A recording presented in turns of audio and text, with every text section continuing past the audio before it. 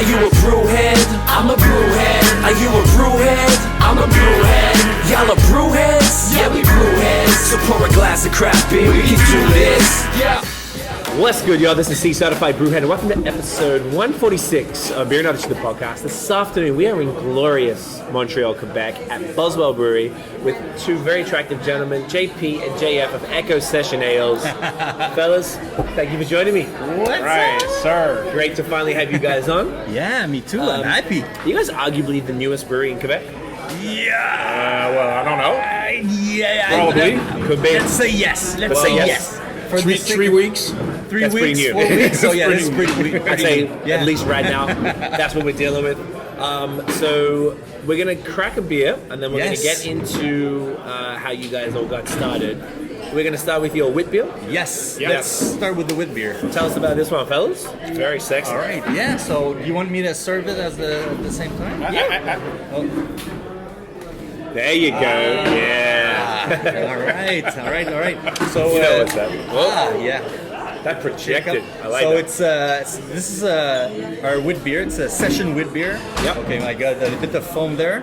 This is always the first glass. Yeah. Like I love these glass, but they do foam up for you, foam Hank. up. They're amazing for the nose. Yeah, right. Yeah, exactly. They just look and so then, nice. And then they hold like this. Look at this. Oh yes. Look the at this. photos. Oh, So it's gotta have liquid in it, it has to be liquid in there. Yeah, pay attention with sound device. right? So this is a session with beer.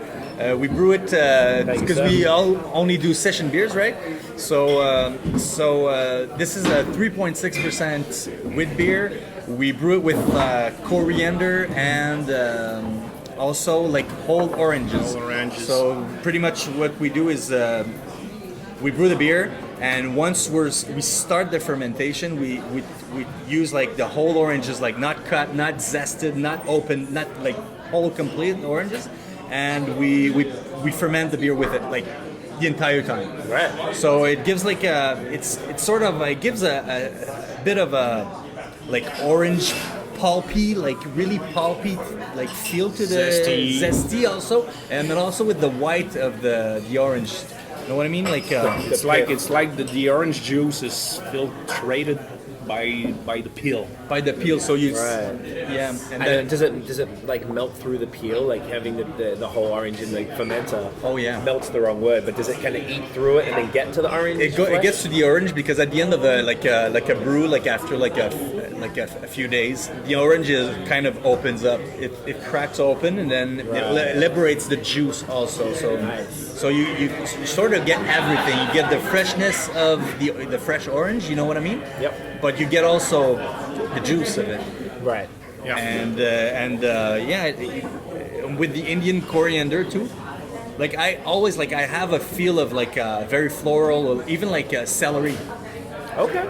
I don't know if you get it, but it's very subtle. I mean, it's Totally. You I get the definitely get orange, the but you coriander. get like celery feel from the orange, Okay. and it's a very creamy, like with also with the yeast there. It's very creamy and Yeah, nice feel. Well, cheers, fellas. sure. I know you Yeah. might not be like the best fan of wood beers, but I'm not, but You know, I'm not Either, myself, really? Yeah. you know, So and I love this one because it's so refreshing. Well, it's Yeah, light, just, it's fresh. Sometimes a white beer is a little too heavy. Yeah. And this, I This feel one's like really this balanced. one. JF told me we're gonna do a white beer. I was like, okay, yeah. And we say that it's we're, like, we're gonna let's brew do things it, that you we know? love or we like. But yeah. Well, first time I we did convinced it, I him. was like, okay, yeah, that's it. Right. I think we. Yeah. And it's amazing that people who don't like beer love this thing. Right. Interesting. Yeah. Yeah. So this is what you guys have found in the. Well, you know, actually, like how we got inspired to do this beer. No, because I don't know if I explained it to you, but it's I was in Lyon, whatever, in France, yeah. and I was in this dépanneur, like this place where you can buy beer, and they call it the caves, beer caves. And I asked the guy, so would you have anything that is special? And he's like, yeah, pretty good IPAs. And I was like, okay, well, dude, like IPAs, I have a lot. You have something special. Like you have like something like different. That's something I've never like seen or anything. And he said, well, I have this beer from like the mountains, like La Haute Savoie, whatever. He's like, this beer is very special, but be careful, it's very gushy. Okay. So we take, me and my brother, I'm with my brother, we take one. And he says it's brewed with oranges and lemons and clementines and so on. So, okay. So at night we open it and it was really gushy because it's like an all-natural beer, like open fermented, almost outside. Okay. And the guy was actually fermenting the beer with whole oranges, clementine, lemon, with leaves, branches, like put it all there. Yeah, there's a very nice picture. Yeah. The barrel with every. It was fermenting like in an open barrel. It looked like very weird, and then in the picture you sort of see like a rack for like drying clothes, and then it's really like France. Like they have like regulation there. It's just like something else, nothing. But I mean, the beer was pretty good, and when I came back, as like me and JP were in like this. Okay, we want to like start the brewery. We want to do something, and I had this idea of doing this, and this is why he's like, I'm not sure, and I'm like, no, let's brew it, And after that, he's like, okay, no, this is gotta be like a beer. Well, that's the first recipe that we nail at the first time. Right. Yeah. I think so. Oh yeah. No, it's true. First time you brewed it, this one was like just like perfect. Boom. And you were doing like homebrew batches to test it out, like small batches, just to get the recipes down. Then you scale up. Is that accurate? Exactly. Yeah. Right now we're doing some tests on our next beer, which is going to be a red beer, a cream ale. It's a cream ale yeast, but it's a red beer. But we're testing different yeast right now. So the recipe is pretty much what we want, but we're testing different yeast, and we're pretty much there. But our lab is pretty much like. Sorry. Go ahead. Go ahead. Because we let's say lab, but it's like a garage. We homebrew, right? We were homebrewers. We got I got into it like before like JP, but JP was pretty like interested like we met before, and I said JP is a believer, Yes. Like right away when we started when I started brewing, he's a believer. He's like, I like what you do, and I want to like do it with you, So it's. Just we actually we brew 50 liters at a time, and it's fun because we like separate it in a few kegs, and we can always like test out. Okay, let's test out yeast. Okay, this time let's test water profile. Right. Let's test the hops. So we different dry ups. Exactly. So we can really nail the recipe like faster also because you brew a bit.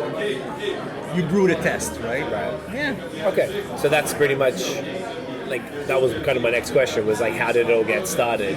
So how did I guess stepping back even from there, how did you both get into beer in the first place? Like how did that all come about? Whoever wants to go first. Well, go ahead. I got into beer because it was good to drink. Fair enough. And that's it, my friend. So next question. Thank you guys for joining us. Okay, and when was that? Like when you guys into craft beer? Like craft beer and all. Like actually, I was thinking about this, and when I was 19 years old, one of my first job was in a hobby store where we sold wine kits and beer kits, but like to brew at home. But it was not like all grain. It was like really like liquids that you brew and then like extracts. Yeah. And at 19 years old, I was like a seller of those things. I didn't know much at the time, but it just like it was interested. I worked in that for like 3 years, and after like I left. I started like just only drink because drinking is pretty good too. It's not bad. And that's the starting point for pretty much every brewer. Yeah.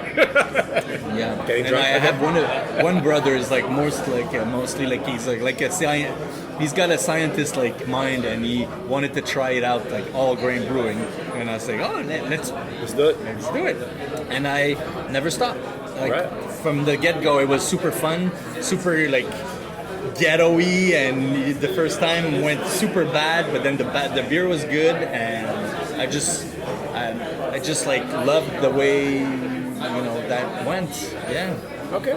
Yeah. And I got in maybe 5-6 years ago now. Yeah.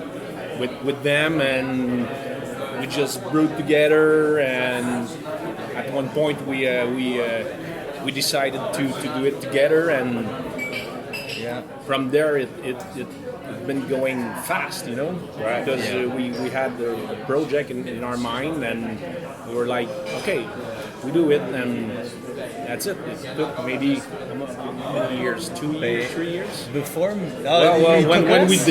When we decided, like 2 years. 2 years. Like when we took the real decision, like Yeah. we Okay. it was in the back of our mind. I guess like a lot of homebrewers, you're like, we're brewing. brewing would be fun to have our own brewery. Like it looks like a fun life. It looks like a fun thing. And 2 years ago, I remember because I even think like we're at Boswell today, and on Montreal in Montreal, and it was like something that we took the decision like sitting down at The bar right in there. these benches like over there, saying like, okay, so we think about it a lot. How about we like put into gear, and we never stopped. We never stopped. Right. So there was a few iterations to the business before you got to HECO. Is that right? Yeah. So the 2 years ago was from the first one, or 2 years ago was from HECO? It was from the first one. From the first one. Yeah. So I guess we looked at every possibilities for the brewery. Like for sure, like the first thing you think is like, well, let's have our own place.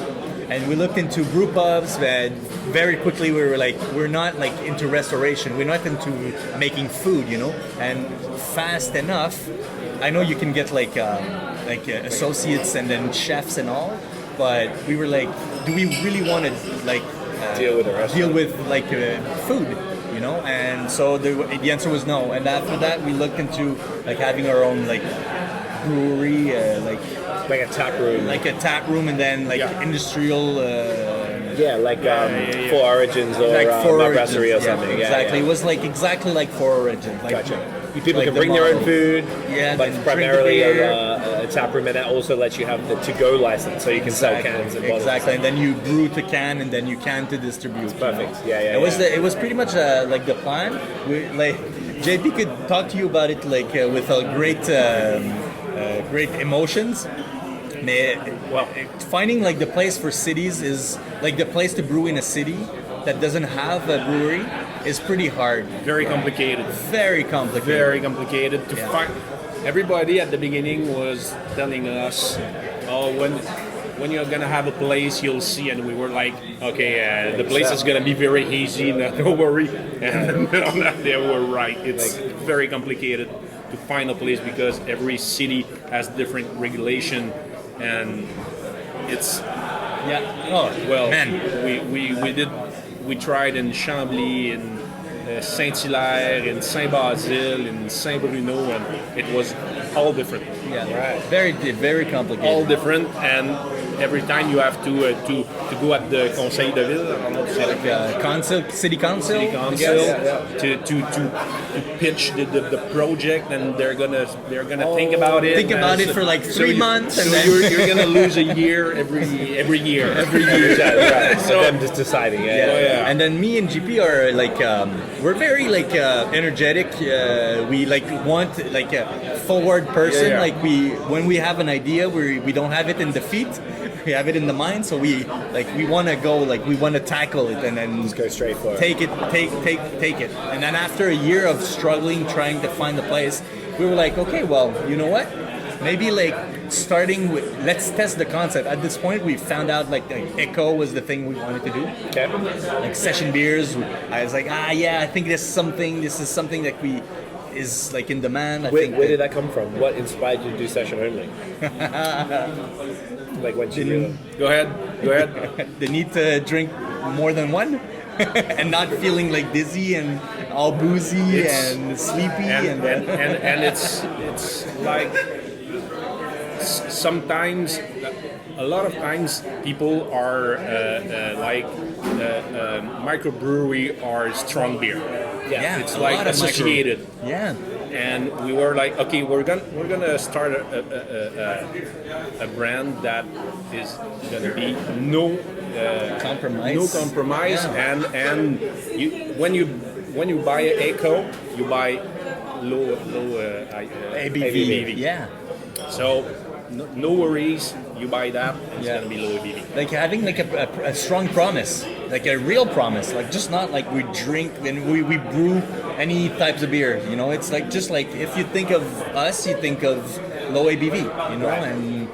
And From this point, we were just brewing only that, and we became better and better with the water, and with the GF is the mastermind of everything of this. So the water is very important, the grain bill is very important, and especially the water. And we just found out that it's very important to have the right water for the right product, and that's how we're coming out with beers like have a good taste and are low ABV. So you wanted to like talk about the brand and all, but Yes. it's also like even before logo, even before colors, even before everything, we have like a message to say. We have something that we wanted to bring to the table. I think that the thing was that we started also on like very good base of a good sequacity fucking values. Yeah. You know, yeah, maybe because it's JP actually that had this idea. For the 1%. The 1%, the giving back. well, I didn't know at that time that it was going to be a 1% thing, but I have a couple business, and when we decide to do HECO, it was like the next one. It's not that the other business are not good or something, but I knew in myself that I wanted a structure in that business, a stable structure, something strong that we're gonna give back to the environment, and water came back very easily. You know, it's like It's the first primary like ingredient of beer. it's So, 94%. So it started. When I said that to JF, it was like, okay, I'm right. Yeah. He listened to me and he said, okay, that's a very good, very good thing. it was just like you're right. We Go. didn't have it. We didn't have the name. We were just like Before let's be like. He's actually like let's give back to the environment. And I think I was like, yeah, well, maybe we could be a 1% company. He didn't know like 1% companies. So I didn't know. So let's take on the phone, look at this, the arena, he says, this is a very good idea. Let's contact them. And so we got in touch with them. When you say them, you're talking about the Fondation Rivière? No, the 1%. Actually, the first of all was the 1% movement. Oh, it's a Because thing. It's an international movement. Oh, like the 1%, 1% for the planet is a thing internationally. It started with Patagonia and North Face. Okay. So those both companies started like that brand, you know. So you sort of Is it like an outdoorsy brand that focuses on like hiking and yeah. whatever? So environment is just natural. which is yeah. This is all in my mind. Okay. Yeah, So so- there's a So company. and these guys are taking care of the finances or- no, not the finance, but they make sure that you give 1%. Exactly. So this When- is it. when you are associated you to them. subscribe. Yeah. Yeah, they take care of that. You know? They they make make sure sure they audit you. So if each you year. say it, you're accountable for your. Oh yeah, you are, and we'll have to like send our accountant, whatever, sheet papers, whatever, to them, and they'll like say, okay, so this year you have to give back 1 million. No, dreaming. Maybe just $500,000. Half is good too. So We'll get there. Yeah, well, there's two things in there. So there's the 1% association, and we give it to the Fondation Rivière. so you can choose whatever you want to give Exactly. back to. And we I called the Fondation Rivière once, and this guy, Alain Salatius, just took the phone.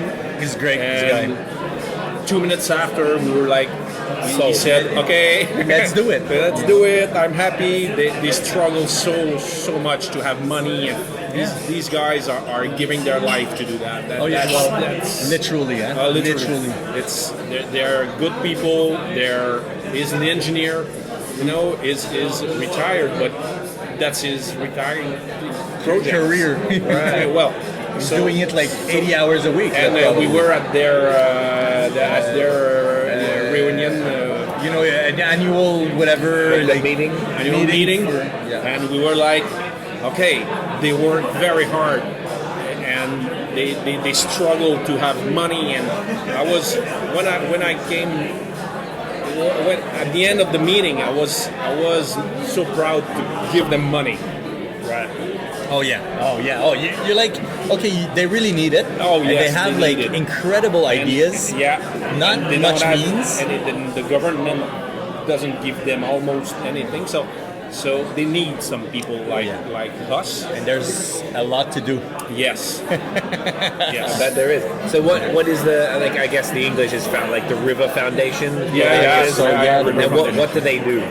Okay, so they make sure their mission is to let's translate where this. they're watching Cities mostly and- cities Yeah. that are dumping dumping whatever like anything there's different things that they do. They're watching the cities, and They're they dumping, can like, give yeah, you professional advice of how to do the things right. Oh, how to dispose of waste? Yeah, without Exactly. polluting So it. this is the wastewater from cities. They like it's not well known or that known, but like all the cities, like the water don't just disappear. It has to go somewhere. It goes into the rivers. Right. But most of the cities, they filter, they take care of the water before they put it back. Like Montreal, they do.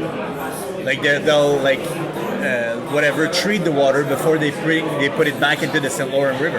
Gotcha. But still, they even though they do it, they might not do it like very like responsibly. And some small cities, they just don't do Anything nothing at all. Like you have a piss in your toilet, you have a shit in there, you flush, and then it goes right in the river, like right in the river. That's gross. So it's and it happens still like in 2019. It's still something that happens, and also like many other things like hydroelectricity that is clean like itself, but the construction isn't. Making sure that people like these big like government they respect the environment, they respect the rivers. So the water quality stays good because we have so many in Quebec. It's like it's our main primary matière première. Oh, your main material. To make the beer, exactly. right? Yeah, well, not just that, but it just like in general, like water is like a very big We thing. can't live without it. Research. Yeah. Yeah, exactly. It's a resource. It's a big resource. Like, Quebec primary especially. resource. When you talk to somebody who come from anywhere almost in the world, they're like, how can you guys have so many rivers and lakes? Yeah. Wow. Yeah. So it's You can almost have a lake at your name in Quebec.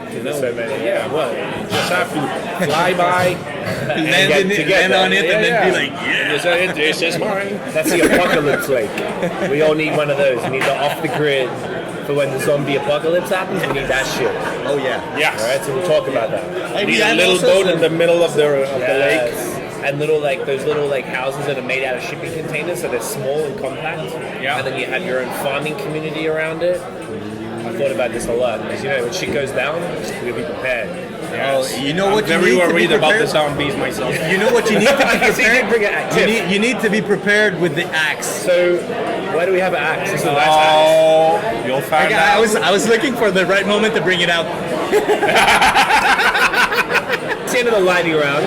So that was pretty much it, boys. Was there anything else we needed to cover? I don't think so. Or you feel like everyone knows what's up with Echo? Well, I'd like to thanks the guys from Avant-Garde.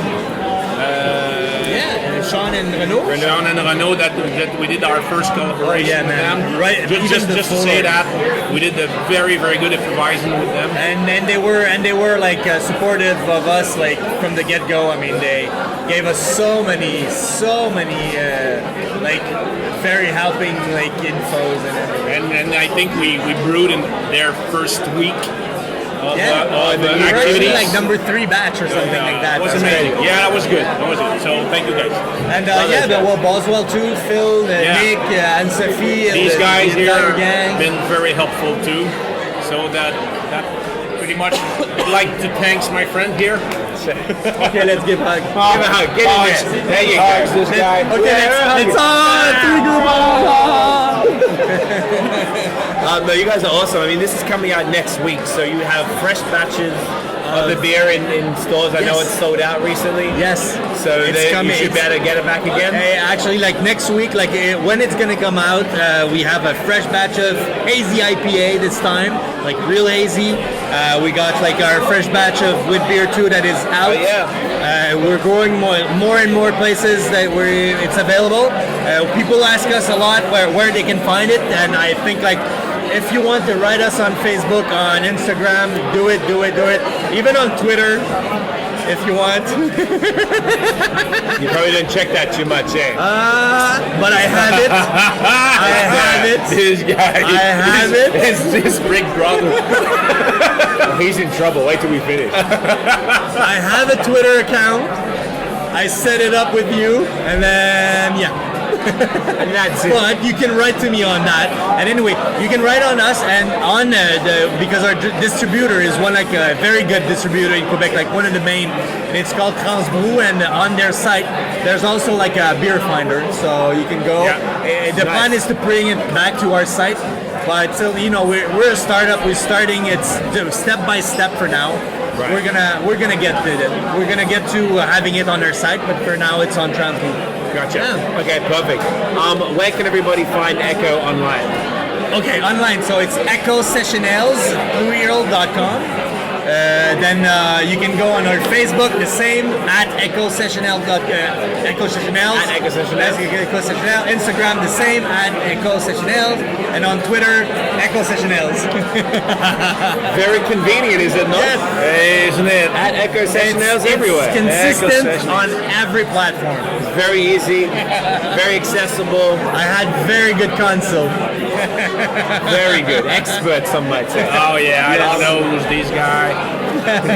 Very smart. Boys, thank you. Hey, thank you for hanging out. It's such a pleasure. Thank you, man. You guys are awesome. Yes. Make sure you guys, if you're in Montreal, anywhere in Quebec almost, is it outside of Montreal? Well, Almost. we're growing. We're growing, so We have look for us. a lot of place in Montreal.